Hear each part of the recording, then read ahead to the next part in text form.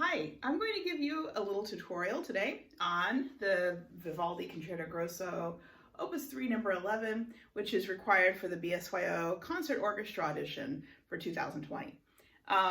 This piece is, they would like to hear it at quarter note equals 100. So first I'm just going to go ahead and play it for you before I give you some tips on how to practice it.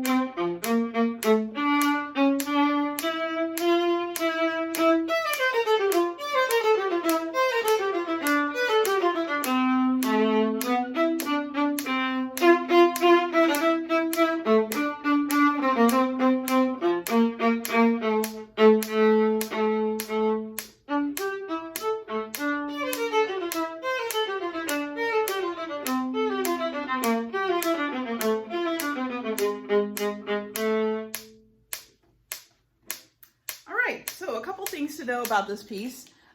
First of all, Vivaldi was a Baroque composer, and so the style that you want to play for this is just generally a bit lighter than you would play if it was, say, Tchaikovsky or Brahms or something like that.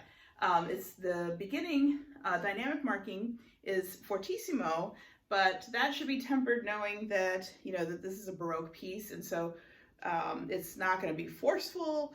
The sound is always going to be beautiful and clear. All right. Marcato is referring to a marked bow stroke. And again, I don't think it should be super heavy, although, marcato does often mean with a heavy hammered bow stroke, very marked. But in this case, we're going to just play with a faster bow speed, but more stopped. Okay. And you'll notice that some places they have, there's dots, some places there's dashes, some places there is a dot and a dash. And so that just refers to the length of the note, okay? So if it's a dot, then it's going to be shorter. If it has a dot and a dash, it's going to be a little bit longer. And then with the dash, I believe that the dash, if there's a dash with a slur, then it's still going to be separated, but it's going to be on the longer side, okay? There are a lot of accents in this piece, and the accents, I would not take that as a, crunching down with the bow kind of accent, but more of a, just a quicker bow speed, more of a ping at the beginning of the note, and a quicker vibrato, explosive vibrato right at the moment of the bow speed. Okay.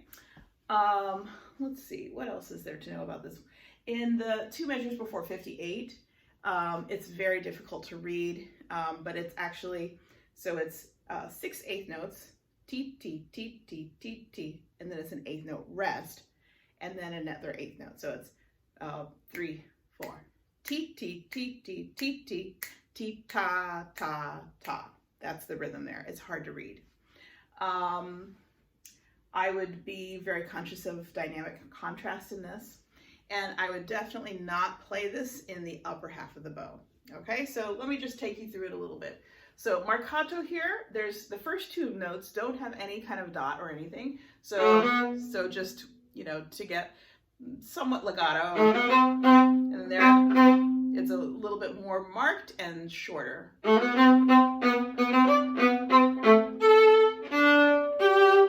Notice they're quarter notes, but they have dots and dashes. And I'm using plenty of bow, even though it says short. It doesn't imply short bows, it implies a shorter sound. So you still use plenty of bow for that.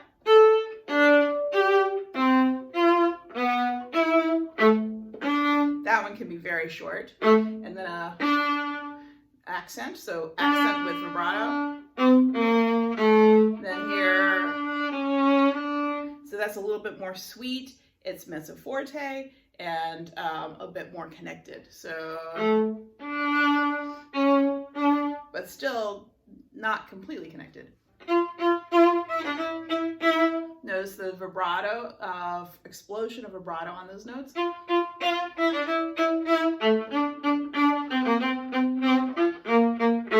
So the bowing right there is a little bit tricky. It's one, down, up, down, up, up, down.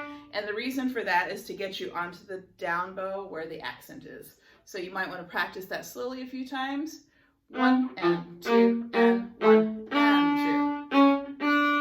And you know, if you're practicing this at home, I would just take that measure. You can pause this video right now and practice that measure maybe 10 or 20 times in a row, just to make sure you really feel solid about that bowing at a slow tempo. Then do it maybe another 10 or 20 times at a faster tempo. Okay, let's say that you just finished doing that and we're going on to the next measure. So it's X pickup.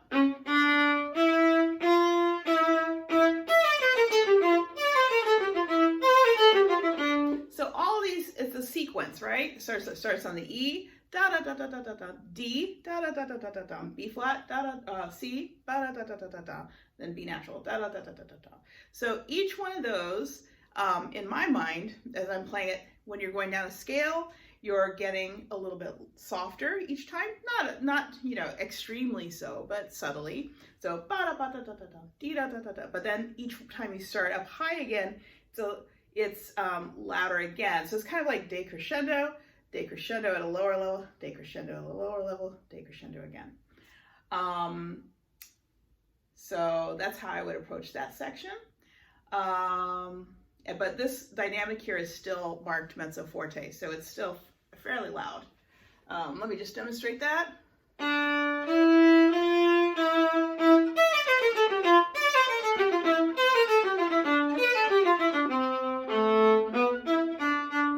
Forte.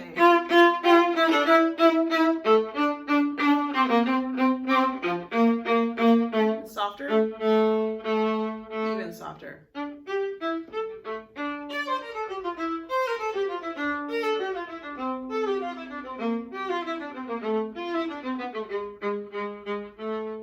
Definitely, a classic mistake is to kind of jab that last note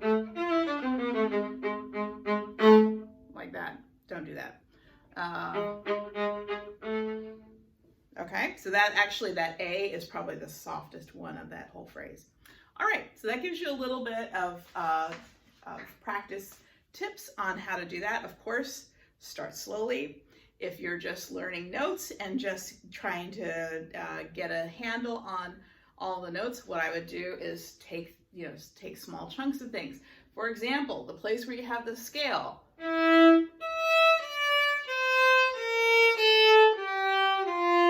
Make sure that you're playing all the right notes. You have an E natural, which is a fourth finger, nice and high. You want to make sure you stretch it, and that octave is in tune. Mine wasn't. There you go. So